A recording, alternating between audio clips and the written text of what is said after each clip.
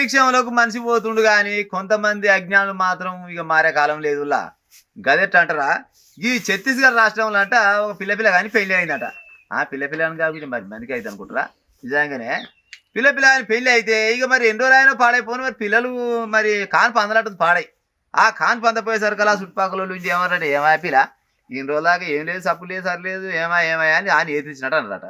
ఇక ఏం చేయాలని ఆయన ఇన్ని రోజులు పెళ్ళి అనుకొని మరి ఆడు దవాఖానకపోతే పిల్ల లోపం ఉందా, పిల్లగాళ్ళ లోపం ఉందా అనేది ఏదో చూస్తే సూదులు గోళీలు మందులు ఇస్తే పిల్లలు కాకుంటే అసలు దాదాపుగా అవకాశం లేదు. చాలా మందికి ఎన్నో రకాలుగా జీరో సైజు ఉన్నా కానీ పిల్లలు అయితేనే కూడా అంట. జీరో సైజ్ అంటే ఏందనుకునేది కానీ ఇప్పుడు పిల్లలు కాకుండా 0 సైజులకు వెళ్ళి 100% వరకు మేము పిల్లలు పుచ్చేయగలమని పెద్ద పెద్ద బోర్డులు వేస్తారు.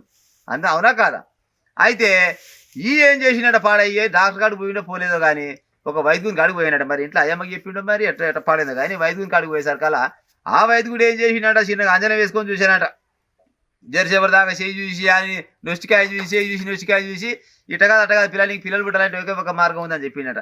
చెప్పయ్య గారు మయ్య గారిని దండం పెడితే ఏందో చెప్పంటే ఏం లేదు, ఒకటి మంచి ఆయమైన బుడ్డ కోడిపిల్లలు చూసి కోడిపిల్లలు మింగు, కోడిపిల్లలు మింగి ఇక నువ్వు కానీ పోయి తల్లి కోడి పిల్లలు పుట్టినట్టు పుడతారు పిల్లలు నీకు అని చెప్పినట. తల్లి ఈడు మల్లుగడ పని చెప్పిన నాకు అనుకుని ఏం చేసి ఇద్దరు వచ్చిన దండం అయితే కోడిపిల్ల మింగనే మింగినట.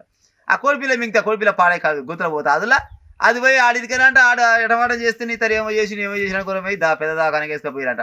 ఆడికి పోయిన చూస్తారు నీరు బిర్ర విసికిండు, ఆడికి వీక్ మైట్స్ వచ్చిండు.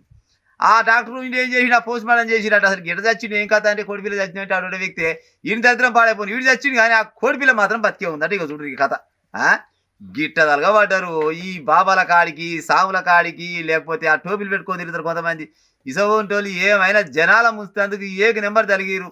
పిల్లలు కావాలంటే పిల్లలు పుట్టాలంటే డాక్టర్ కాడికి పోవాలి. డాక్టర్ చెప్పిన సలహా ప్రకారంగా ఆడి మనిషి మగ మనిషి కలిస్తే పిల్లలు పుడతారని తాత ముత్తాతల కాడి నుంచి భూమి పెట్టిన కాని చెప్తున్నారు. ఏమైనా బాబాల కాడికి పోను ఈ సాముల కాడికి పోను ఎట్ట అయ్యా అంటే ఒక గిసోడి పనికిరాని లెక్క చెప్తే ఏంటనగా కోడి పిల్లలు మిగితే పిల్లలు పుడతారు మీరే చెప్పురు జరా.